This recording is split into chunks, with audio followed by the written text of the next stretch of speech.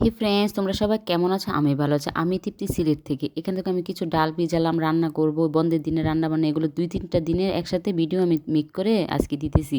এখানে আমি কুমড়া ভাজিও করব, তার সাথে একটু মুরগি রান্না করব, আর মাছ যেহেতু একটু ভাজি করবো তাই একটু মাছও নামিয়ে নিলাম। যেহেতু আমি পরের দিনের জন্য আগের দিনই একটু প্রিপেয়ার করে রাখি আর কি সব কিছু। এখানে আমি চিংড়ি মাছ দিয়ে তারপর কুমড়াটা মানে ভাজি করবো আর কি। আর এখানে দেখো আমি গুড় নিয়ে আসছি বাজার থেকে, জুলা করে এটা না কেমন জানি হয়ে যেতেছে, তো ভাবলাম একটু ভালো করে গরম করে তারপরে একটা কাঁচের ডিবিতে ভরে ভরে রাখবো আর কি।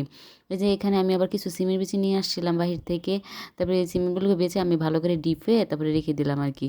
যে এখানে রান্না হয়ে যাচ্ছে, ডাল বোনা হয়ে গেছে, একটু ধনিয়া পাতা দিয়ে দিলাম, তারপরে যে কুমড়া ভাজিও বসিয়ে দিলাম। আমার না চিংড়ি মাছ দিয়ে কুমড়া ভাজি খেতে খুবই ভালো লাগে, তাই আমি একটু চেষ্টা করি ঘরে চিংড়ি মাছ রেখে টুকটাক করে মানে একটু চিংড়ি মাছ দিয়ে কুমড়া ভাজি খেতে, মানে এভাবে মানে শুধু শুধু কুমড়া ভাজি আসলে খেতে আমার তেমন একটা ভালো লাগে না। তারপর আমার ছেলের পছন্দের জিনিস হচ্ছে মাংস, তার জন্য আমি এখানে তাড়াতাড়ি করে মাংসটাও বসিয়ে দিলাম, কারণ 2টা দিন বন্ধ থাকে, ওই বন্ধের দিন আমার সারাদিন মানে রান্না করেই কাটে।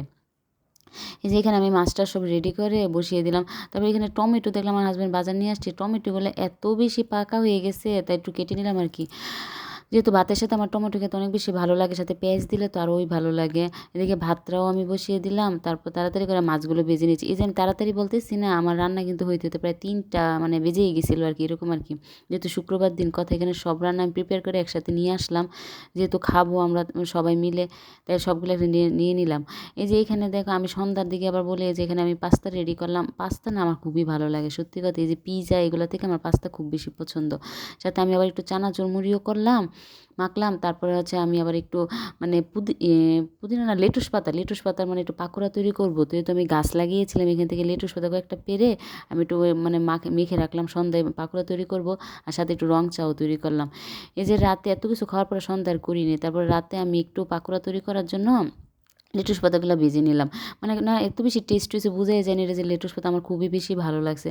তারপরে এই যে পরের দিন দেখো, পরের দিনের জন্য আমি নাস্তাটা প্রিপেয়ার করলাম। এখানে এই যে পরোটা তৈরি করলাম, সাথে ডিম ভাজি করলাম, মানে সকালে সাদা সাদা নাস্তা আর কি। তারপর দেখে আমার হাজবেন্ড এত বেশি কাপড় দিচ্ছে বন্ধের 2 দিনে, তারপরে এগুলো আমি সবগুলো বাইরে থেকে এনে তারপরে একটা ব্যাগে ভরে রাখছি, মানে এগুলো আয়রন করতে দিব আর কি। আর সাথে ছেলেকে আমি স্নান করাবো তাড়াতাড়ি করে, ওকে আমি একটু গরম জল দিয়ে দিলাম। ওকে ফ্রেন্ডস, তোমরা সবাই ভালো থেকো।